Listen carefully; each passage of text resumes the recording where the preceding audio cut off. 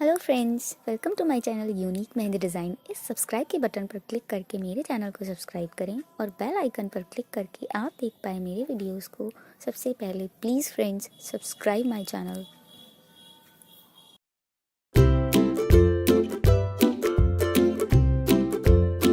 फ्रेंड्स, अगर आपने मेरे चैनल को अभी तक सब्सक्राइब नहीं किया है तो प्लीज़ सब्सक्राइब कर लें और बेल आइकन पर क्लिक करें जिससे आप देख पाएँ मेरे वीडियोस को सबसे पहले।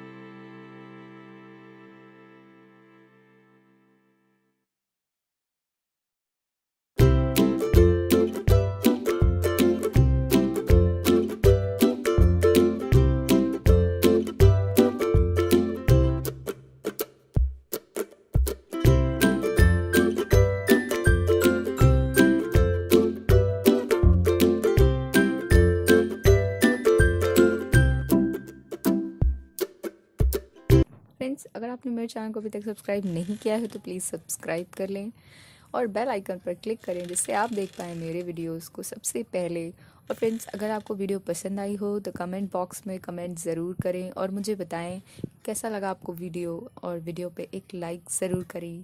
Thanks for watching my video. Bye bye.